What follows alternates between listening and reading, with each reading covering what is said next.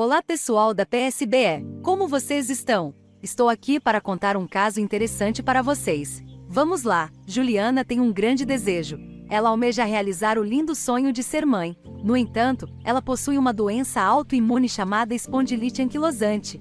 Ela vive se perguntando se por ela estar fazendo tratamento, de alguma forma poderia afetar o seu futuro bebê. Bem, com essa dúvida em mente, Juliana procura um médico. O médico, muito atencioso, pergunta qual é a dúvida de Juliana. Então ela conta que possui espondilite anquilosante, que faz uso do medicamento Golimumab para controle da doença há aproximadamente 4 anos. Além disso, ela diz ao médico que sua doença está controlada com sintomas leves. Juliana está planejando ter filhos e gostaria de saber se o tratamento poderia impactar negativamente em uma possível gestação. O médico, um pouco pensativo, antes de dar uma resposta, diz à paciente que irá fazer algumas pesquisas em artigos científicos para poder responder de maneira correta a sua dúvida. Então assim o médico faz. O médico, que durante a sua formação teve a matéria de práticas médicas baseada em evidências, rapidamente buscou montar sua pergunta de forma adequada, contemplando os 4 integrantes de sua pergunta Pico. Após sua pergunta Pico montada, buscou os melhores descritores para sua dúvida no site adequado.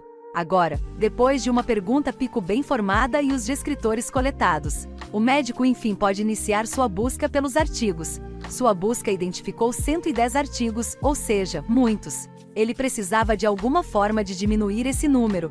Buscou então filtrar de uma forma melhor, com revisão sistemática, meta-análise e ensaio clínico. Com esses filtros ele conseguiu encontrar 10 artigos. Depois de uma análise bem detalhada de todos, viu que apenas um fazia relação com a sua pergunta de interesse. Analisou o objetivo do artigo de escolha para ver se o mesmo está relacionado à sua dúvida. O objetivo do artigo era avaliar o risco de resultados relacionados à gravidez em pacientes com diversas doenças mediadas pelo sistema imunológico, tratadas com agentes anti-TNF-A. Ok, né? Bem próximo do que a Juliana quer. Após uma leitura detalhada do seu artigo de escolha, o médico descobriu diversas coisas. O artigo comparava 3 grupos: mulheres com doença autoimune que eram usuárias de anti-TNF-alfa, mulheres com doença autoimune que não eram usuárias de anti-TNF-alfa e a população geral, isto é, que não tinham doença autoimune. Entre os estudos que compararam os resultados entre mulheres que usavam anti-TNF-A e a população geral, mulheres que usavam anti-TNF-A apresentaram uma tendência de redução na taxa de nascimentos vivos e estavam em maior risco de complicações durante a gravidez, como nascimentos prematuros, abortos espontâneos e baixo peso ao nascer, em comparação com a população em geral. No entanto, o risco de anomalias não foi consideravelmente aumentado. Mas calma, preciso te falar que os resultados obtidos para risco de anomalia e taxa de nascimentos vivos precisam ser ressaltados, pois o p-valor deles foi superior a 5%. Ou seja, esses resultados podem ter sido obtidos por conta do acaso, e não por conta do remédio testado em questão. Agora, entre os estudos que compararam os resultados entre mulheres que usavam anti-TNF-A e aquelas que não usavam, não foi observada diferença significativa nas taxas de nascimentos vivos e complicações relacionadas à gravidez. E por que será?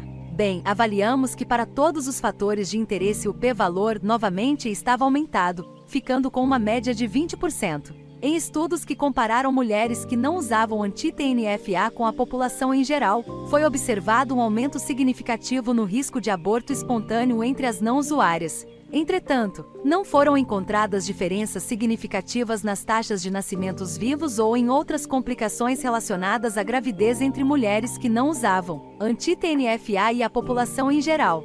E por que será? Bem, vou deixar vocês falarem por mim dessa vez. Isso aí por conta do p-valor. O médico então concluiu que não há evidências estatisticamente relevantes de que gestantes em idade fértil, portadoras de doença autoimune e expostas a medicamentos anti-TNF-alfa durante a gestação, apresentem risco elevado de acontecimentos adversos relacionados à gestação, em comparação com gestantes em idade fértil, portadoras de doença autoimune e não expostas a medicamentos anti-TNF-alfa. No entanto, em comparação com a população geral, elas têm um risco elevado de nascimento pré-termo, baixo peso ao nascer e aborto espontâneo. Bem, depois de todo esse conhecimento adquirido, o médico agora precisa comunicar Juliana sobre isso. Antes disso, é importante dizer que o papel do médico não termina aqui, isto é, em apenas mostrar os dados obtidos e guiar seu atendimento unicamente por eles. Nisso o médico lembrou do que lhe ensinaram em prática médica baseada em evidências que, ao administrar o tratamento de um paciente, deve-se seguir uma tríade muito importante: a experiência do profissional de saúde adquirida ao longo dos anos, a utilização das evidências mais confiáveis e o último, não menos importante, as preferências do paciente. O médico precisa comunicar Juliana dos riscos que ela iria estar correndo em uma possível gravidez, considerar a situação atual de Juliana, incluí-la na tomada de decisão e ressaltar a importância, caso opte pela gravidez, do acompanhamento e diálogo contínuo. Com isso, o médico consegue dispor de uma tomada de decisão de forma colaborativa com o paciente. Se o sonho de Juliana é dar a vida a um lindo bebê, se essa é a sua prioridade, o médico deve levar isso em conta e tentar transformar desafios em oportunidades, guiando não apenas com conhecimento, mas com compaixão. Porque no delicado caminho da saúde, a parceria entre médico e paciente não é apenas sobre conhecimento, mas sobre construir juntos um futuro cheio de esperança, onde os sonhos de Juliana se transformam em laços de amor e cuidado. E isso é tudo, pessoal. Até o próximo vídeo.